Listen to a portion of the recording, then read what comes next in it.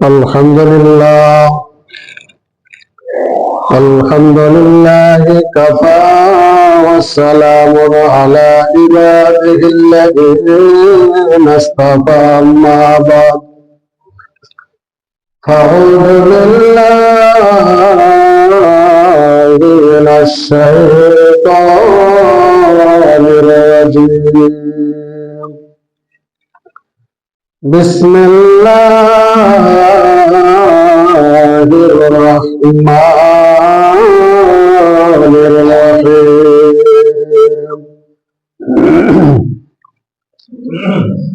لقد كان لكم في رسول الله أسوة حسنة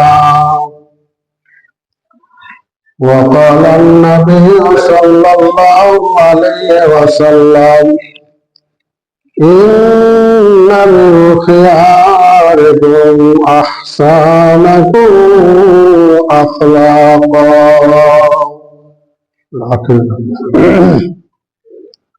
উপস্থিত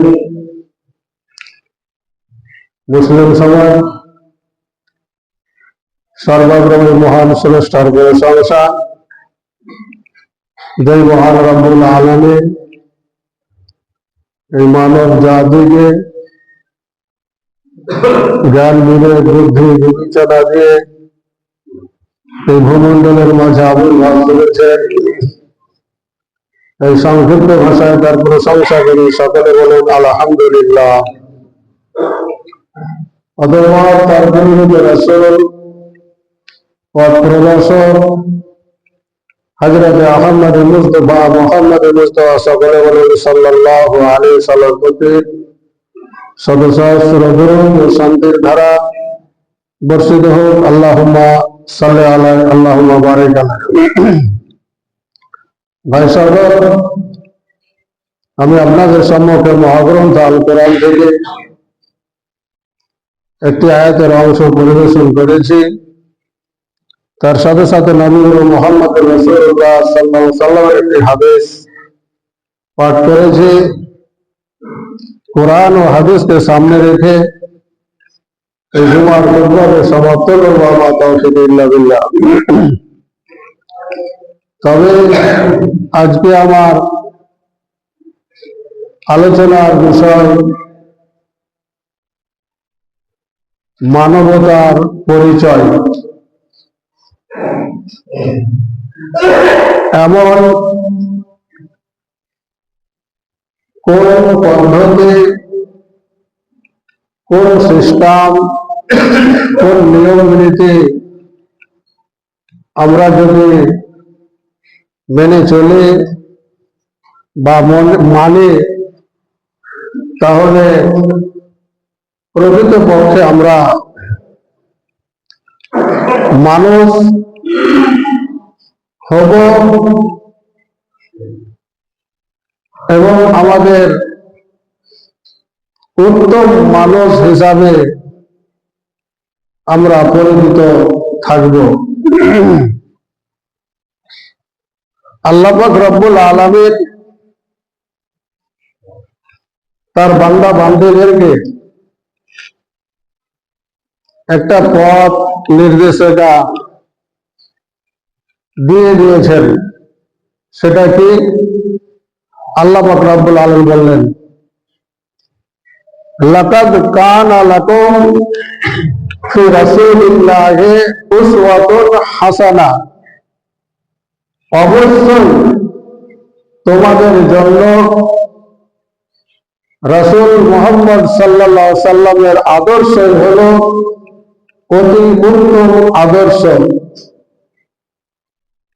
অবশ্যই তোমাদের জন্য মুহাম্মদ সাল্লাল্লাহু আলাইহি সাল্লামের নিয়ম নীতি পদ্ধতিটাই হলো অতি উত্তম পদ্ধতি। নবী মুহাম্মদ সাল্লাল্লাহু আলাইহি ওয়াসাল্লাম বললেন, ইন্না মিন খিয়ারিকুম ওয়া আহসানিকুম আখলাকা।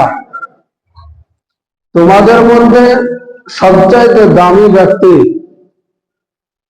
সবচাইতে দামি মানুষ, সম্মানী ব্যক্তি, সম্মানী মানুষ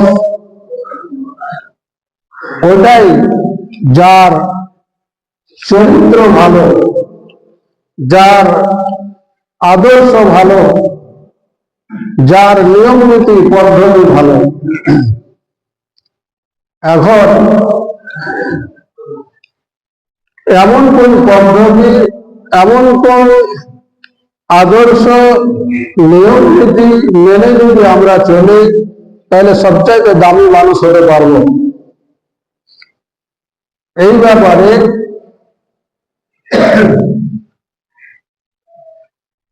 আল্লাহ পাকের নবী মুহাম্মদ সাল্লাল্লাহু আলাইহি ওয়াসাল্লাম বলেছেন, কি বলেছেন? যে পৃথিবীর মধ্যে নবী এবং রাসূল বাদ দিয়ে সবচাইতে দামি মানুষ, সবচাইতে সম্মানী ব্যক্তি হযরত আবু বকর সিদ্দিক রাদিয়াল্লাহু তাআলা আনহু। এর আচরণ কি ছিল, এর আদর্শ কি ছিল, এই হাদিসের মাধ্যমে আমরা জানতে পারব।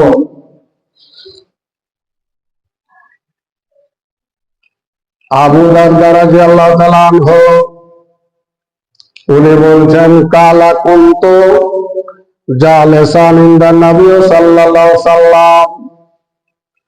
আবু দারদা রাদিয়াল্লাহু তাআলা আনহু বলেন, আমি একদিন আল্লাহ পাকের নবী মুহাম্মদ সাল্লাল্লাহু আলাইহি ওয়াসাল্লামের কাছে বসে আছি। এমন সময় দেখতে পেলাম, এজা আকবালা আবু বকর আকাদা তারফা সাউরিহি। হযরত আবু বকর সিদ্দিক রাদিয়াল্লাহু তাআলা আনহু তার লুঙ্গির এক পাশ ধরে এমন ভাবে দ্রুত ভাবে চলে আসেন, এমন ভাবে দ্রুত ভাবে চলে আসেন, আল্লাহ পাকের নবী মুহাম্মদ সাল্লাল্লাহু আলাইহি ওয়াসাল্লাম বলেন, ফাকালা আমা সাহিবুকুম ফাকাদ জামারা। তোমরা দেখেছো তোমার সাথীকে, এক্ষুনি যেন তার সঙ্গে ঝগড়া করে চলে আসে, এক্ষুনি যেন ঝগড়া করে চলে আসে।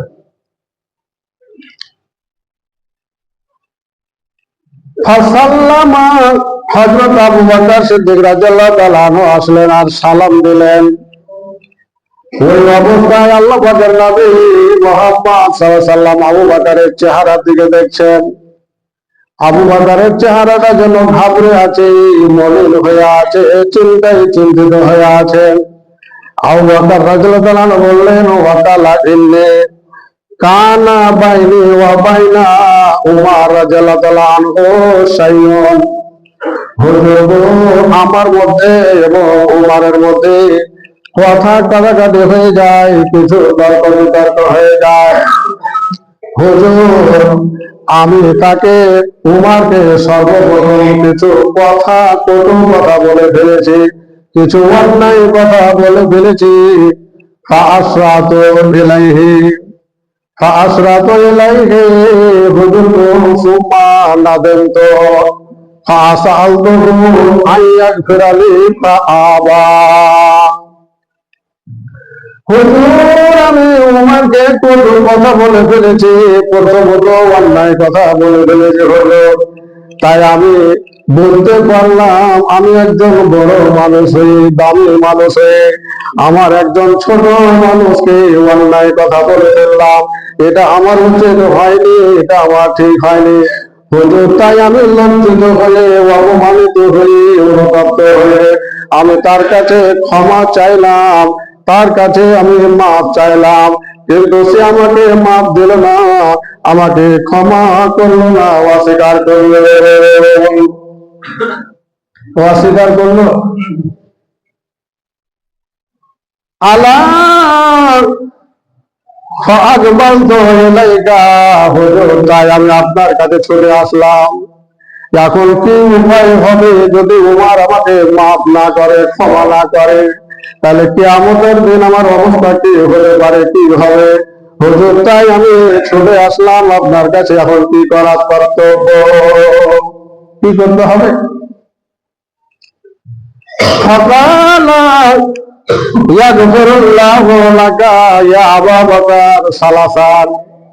আল্লাহ পাকের নবী নবী মুহাম্মদ সাল্লাল্লাহু আলাইহি সাল্লাম তিনবার এই কথাটা বললেন, ওমর, আবু বকর, আল্লাহ পাক রব্বুল আলামিন তোমাকে ক্ষমা করবেন, আল্লাহ পাক রব্বুল আলামিন তোমাকে ক্ষমা করবেন, আল্লাহ পাক রব্বুল আলামিন তোমাকে ক্ষমা করবেন। কেন? তুমি অন্যায় করেছো, ভুল বুঝতে পেরে তার কাছে তুমি ক্ষমা চাইতে গেছো, তোমাকে সে ক্ষমা করেনি, কিন্তু আল্লাহ তো জানছেন, সে তো আল্লাহ তোমাকে ক্ষমা করবেন। এই বাক্যটা আল্লাহ রাসূল আবু বকরকে তিনবার বললেন। এবার দেখেন উমার এদিকে কি হচ্ছে। সুবহানাল্লাহ। উমার রাদিয়াল্লাহু তাআলা আনহু যখন আবু বকর ওখান থেকে চলে আসলেন, ক্ষমা করলেন না, উমার রাদিয়াল্লাহু তাআলা আনহু বড় লজ্জিত হলেন, অনুতপ্ত হলেন। ইয়া আল্লাহ, আমি করলাম তো করলাম কি? আবু বকর একটা এত বড় দামি মানুষ, নবী রাসূলদের পরে, এখন থেকে নিয়ে কিয়ামত পর্যন্ত যত মানুষ আসবে পৃথিবীর বুকে, সমস্ত মানুষ থেকে এই আবু বকর হলো দামি মানুষ। এই দামি মানুষটা কিছু ভুল করার কারণে, আর আমি তো যেমন চুপ থাকেনি, আমিও তো কিছু বলেছি, অথচ আবু বকর নিজে অনুতপ্ত হয়ে লজ্জিত হয়ে আমার কাছে ক্ষমা চাইল। আমি তাকে ক্ষমা করতে পারলাম না, আমি তাকে মাফ করতে পারলাম না। আমার মতো হতভাগা আর কে হতে পারে? আমার চেয়ে হতভাগা কে হতে পারে? হযরত উমর ফারুক রাদিয়াল্লাহু তাআলা আনহু নিজে অনুতপ্ত হয়ে লজ্জিত হয়ে আবু বকরের বাড়ি চলে গেলেন। হযরত আবু বকর রাদিয়াল্লাহু তাআলা আনহু বাড়ি চলে গেলেন। বাড়ি যাওয়ার পরে জিজ্ঞেস করলেন, বাড়িতে আবু বকর আছে? তারা বলল, না, আবু বকর তো বাড়িতে আসে নাই, বাড়িতে নাই।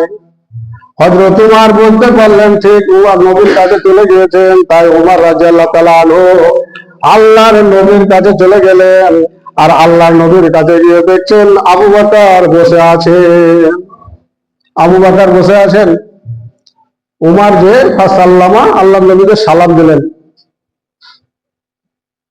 আর যেমনই ওখানে উমর রাদিয়াল্লাহু তাআলা আনহু গেছেন, আল্লাহর নবীর চেহারা বিবর্ণ হয়ে গেছে, পরিবর্তন হয়ে লাল টকটকে হয়ে গেছে।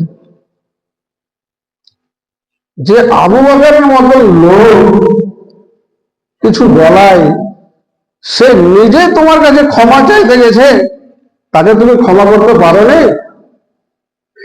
একদম চেহারা বিবর্ণ হয়ে লাল টকটকে হয়ে গেছে। হযরত আবু বকর রাদিয়াল্লাহু তাআলা আল্লাহর নবীর চেহারা দেখে ভয় পেয়ে গেলেন, হয় না হয় উমরকে কিছু বলে ফেলবেন। সঙ্গে সঙ্গে আবু বকর বলছেন, ইয়া রাসূলুল্লাহ, আমি খোদার কসম করে বলছি, উমর কিছু বলেননি, উমরের কোনো দোষ নাই। দোষ হলো আমার, আমি অন্যায় করেছি সর্বপ্রথম, আমি কত কথা বলেছি উমরকে, উমরের কোনো রকমের ভুল নাই, উমরের কোনো রকমের ভুল নাই। কি মানবতা, কি আদর্শ, কি চরিত্র এত একটা দামি মানুষের! আর উমরেরও কি চরিত্র আদর্শ, যে বুঝতে পেরে যে এত বড় একটা লোককে আমি ক্ষমা না করতে পেরে আমার মতো হতভাগা আর কে আছে। তিনিও লজ্জিত হয়ে আল্লাহ নবীর কাছে চলে গেলেন, আবু বকরের কাছে চলে গেলেন। আল্লাহ রাসূল তখন বলছেন, হে উমর, তোমরা শোনো, আমার সাহাবায়ে কেরাম তোমরা শুনো, ইন্নাল্লাহ বাআসনি ইলাইকুম। হে উমর এবং আমার সাহাবায়ে কেরাম তোমরা শোনো, আল্লাহ পাক রব্বুল আলামিন যখন আমাকে নবী করে তোমাদের কাছে পাঠিয়েছিলেন, ওই সময় ফাঁকা জবাব তোমরা আমাকে মিথ্যা বলেছিলে, মিথ্যা মনে করেছিলে, আর আমার পাশ থেকে তোমরা সরে গিয়েছিলে। কিন্তু আবু বকর আমাকে সত্য বলেছিল, সত্য বলে জেনেছিল, এবং শুধু সত্য বলেনি, সত্য মেনে নেয়নি, তার জান মাল সমস্ত সব কিছু দিয়ে আমাকে সাহায্য সহযোগিতা করেছিল, সাহায্য সহযোগিতা করেছিল। হ্যাঁ উমার এবং জনসাধারণ, তোমরা জেনে নাও, হে আবু বকরকে কষ্ট দিয়ে যদি দাও তাহলে আমাকে তোমরা কষ্ট দিলে, আবু বকরকে যদি ছাড়ো জেনে নাও আমাকে তোমরা ছেড়ে দিলে, আবু বকরকে ছেড়ে আমাকে তোমরা ছাড়তে চাও, আবু বকরকে কষ্ট দিয়ে আমাকে তোমরা কষ্ট দিতে চাও। ওই সময় সবাই জানতে পেরেছিলেন আবু বকরের মর্যাদা কত, আবু বকরের সম্মান কত, আবু বকরকে আল্লাহ এবং আল্লাহর রাসূল কত ভালোবাসেন। সেদিন থেকে কোনোদিন আর আবু বকরকে কষ্ট দেননি। হাদিস থেকে কি বুঝলেন? যে মানবতার পরিচয়, এই মানবতাটা যদি আমাদের মধ্যে থাকে তাহলে আমার সাথে আরেকজনের একটা সম্পর্ক রয়েছে, আর চলায় ফিরায় কথাবার্তায় ভুল ত্রুটি হতেই পারে, হবে। আর এই ভুলের সংশোধনের জন্য যদি নিজের মধ্যে যদি আমরা ক্ষমা নেওয়া নেই করি, তাহলে যে আমাদের মধ্যে আর সমস্যা থাকবে? বন্ধুত্ব ছুটবে, সমাজের সম্পর্ক ছুটবে, আত্মীয়তার সম্পর্ক ছুটবে? কিছুই ছুটবে না। এটাই হলো অ্যাকচুয়ালি মানবতার পরিচয়। আবু বকর এত একটা দামি মানুষ, হযরত উমরও একটা এত দামি মানুষ, তাদের চলাফেরায় কথাবার্তায় ত্রুটি হয়েছে, আর ত্রুটি হয়ে যাওয়ার পরে সাথে সাথে ভুল বলতে পেরে উভয়েই একদম আল্লাহ এবং আল্লাহর রাসূলের বিধানের সামনে নত। এই আদর্শ যদি আমরা গ্রহণ করতে পারি, এই নীতি যদি আমরা মেনে নিতে পারি, এই মানবতার যেই ব্যবহার, এটা যদি আমরা গ্রহণ করতে পারি, তাহলে আমাদের সমাজে, আমাদের পরিবারে, আমাদের দেশে কোনো রকমের অশান্তি থাকতে পারে না। এবার হযরত উমর ফারুক রাদিয়াল্লাহু তাআলা আনহু কত বড় মানুষ। তিনি যখন খলিফা হলেন, খলিফা হওয়ার পর যখন বাইতুল মাকদিস অর্থাৎ ফিলিস্তিন জয়লাভ হলো, আর ওখানকার মানুষেরা হযরত উমরকে দেখতে চাইলেন যে আমাদের আমিরুল মুমিনিন কে আছেন আমরা দেখবো এবং তার বার্তা আমরা এখানে জানবো, শুনবো।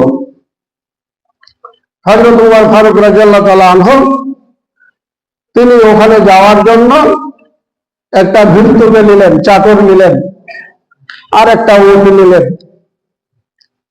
এবার উমর রাদিয়াল্লাহু তাআলা আনহু উটের উপরে চাপলেন, আর তার ভৃত্য উটের রশি ধরে ধরে টানতে আরম্ভ করলেন।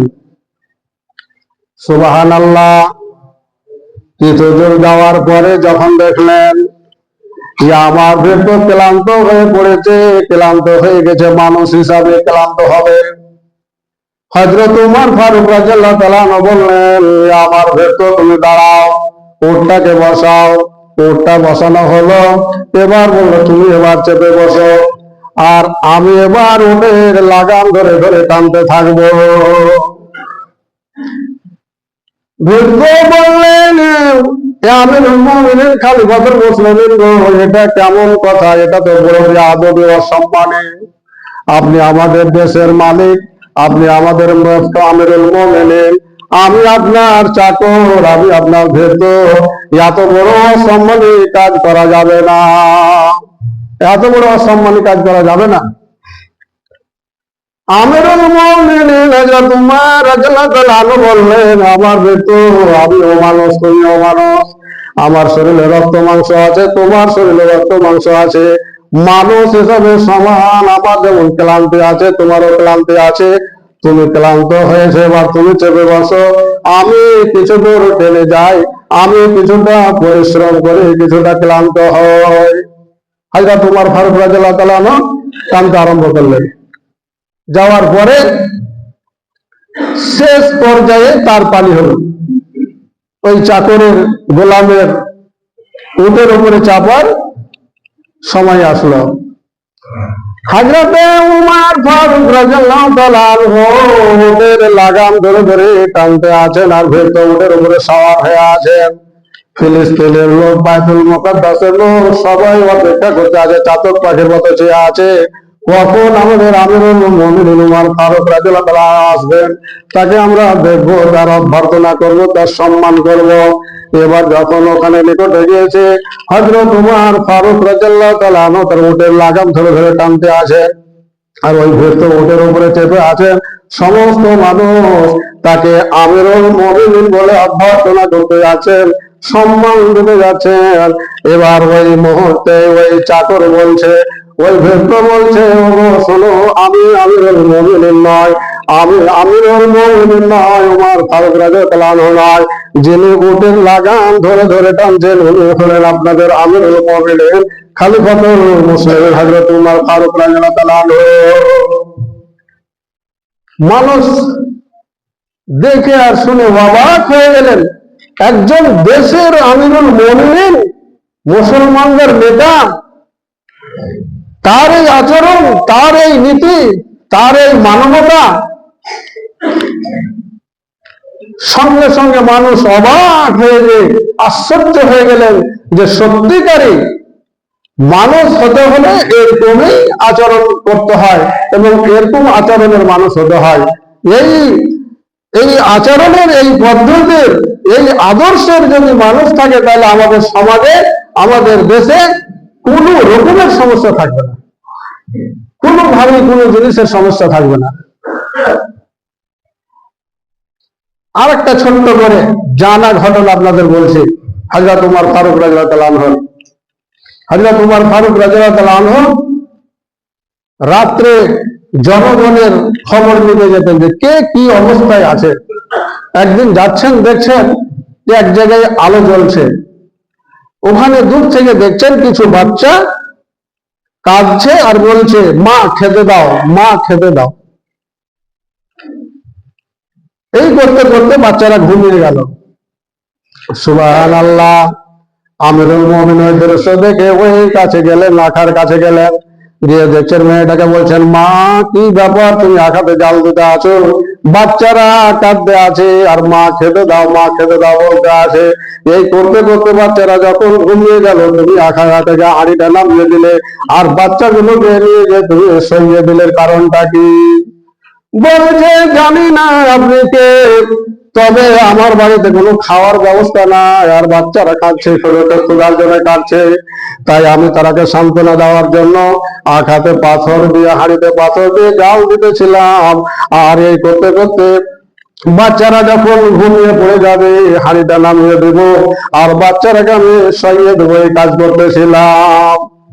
হযরত উমর ফারুক রাদিয়াল্লাহু তাআলা আনহু ওখান থেকে তাড়াতাড়ি ছুটে আসলেন গোডাউন থেকে। আসলামকে বললেন, আসলাম গোডাউনের চাবি নিয়ে এসো। চাবি নিয়ে একটা বস্তা আটার বের করো। আটার বস্তা বের করে আসলাম মাথায় নিতে যাচ্ছে, বলছে, না তুমি আমার মাথায় দাও। বলছে, এটা কেমন কথা? আপনি একজন দেশের আমিরুল মুমিনিন আর আপনি, আমি থাকতে আপনি আটার বস্তা বলবেন? বলছে, আসলাম, তুমি কাল কিয়ামতের ময়দানে আমার গুনার বোঝাটা বহন করবে, আমার পাপের বোঝা তুমি বহন করবে, তুমি তো করবে না। সে তো আজকে যদি তুমি আমার এই আটার বোঝা বস্তা বাবা মাথায় করো, ঘাড়ে করো, কাল কিয়ামতের ময়দানে আমাকে জবাবদিহি দিতে হবে। আমার পঞ্জারা না খেয়ে আছে, আর এই না খাওয়ার কারণে তোমার মাথায় যদি চাপিয়ে নিয়ে যায়, তাহলে কাল কিয়ামতের ময়দানে আমার দায়িত্বের জবাবদিহি করতে হবে। সেখানে গেলেন, আটা নিয়ে গিয়ে রুটি পাকিয়ে বাচ্চারাকে খেয়ে সেখান থেকে আবার যে জায়গাতে বাচ্চাদের ক্রন্দন শুনতেছিলেন, দেখতেছিলেন, ওইখানে দাঁড়িয়ে গেলেন একটু। আসলাম বলছেন, হুজুর আপনি কেন এভাবে দাঁড়ালেন? বলছে, আসলাম এখানে দাঁড়িয়ে দাঁড়িয়ে অনেকক্ষণ ধরে দেখেছি বাচ্চারা কাঁদতেছিল, মা ক্ষুধা লেগেছে, খেতে দাও খেতে দাও। এই করতে করতে না খেয়ে তারা ঘুমিয়ে পড়ে গিয়েছিল। আমি যে খাওয়ালাম, আমি যতক্ষণ পর্যন্ত এখান থেকে কিছু তাদের হাসির দৃশ্য, আনন্দের দৃশ্য না দেখবো, ততক্ষণ পর্যন্ত আমি আর যাব না। তো ওই মহিলাটি বললেন যে বেটা, এই হযরত উমর রাদিয়াল্লাহু তাআলা আনহু যদি দেশের নেতা না হতো, আমিরুল মুমিনিন না হতো, আপনার মতো যদি একজন যুবক হতো, তাহলে দেশের কল্যাণ হতো। তিনি তো জানেন না যে ইনি নিজেই আমিরুল মুমিনিন। হযরত উমর রাদিয়াল্লাহু তাআলা বললেন, মা সকাল হবে, তুমি উমরের দরবারে যাবে, আমি ওখানে থাকবো, তোমার ব্যবস্থা করে দেওয়া হবে। ওই মহিলাটি সকালে যখন গেলেন, দেখতে পেলেন রাত্রে যেই লোকটা আটার বস্তা বহন করে নিয়ে আমার ছেলে মেয়েকে রুটি পাকিয়ে খাইয়ে হাসি ফুটিয়েছিল, আজকে তাকে দেখতে পাচ্ছি, তিনি হলেন আমিরুল মুমিনিন হযরত উমর ফারুক রাদিয়াল্লাহু তাআলা আনহু। তিনি ছিলেন উমর, তার ব্যবস্থা করে দিলেন। ভাই আমার বলার উদ্দেশ্য হলো যে মানবতার পরিচয়, মানবতার পরিচয় আমাদেরকে দিতে হবে। আর মানবতার পরিচয় যদি আমাদের মধ্যে থাকে, তাহলে আমাদের মধ্যে যে অশান্তিগুলো আছে, শান্তিগুলো দূর হয়ে যাবে, থাকবে না। আর যদি মানবতার পরিচয় আমরা না দিতে পারি, তাহলে আমাদের যে অশান্তি আছে থাকবে, আরো বাড়তে থাকবে। আমার সময় হয়ে গেছে, আমি এখান থেকে আমার বক্তব্য সমাপ্ত করলাম। আল্লাহর কাছে দোয়া করবো, আল্লাহ আমাদের সকল মুসলমান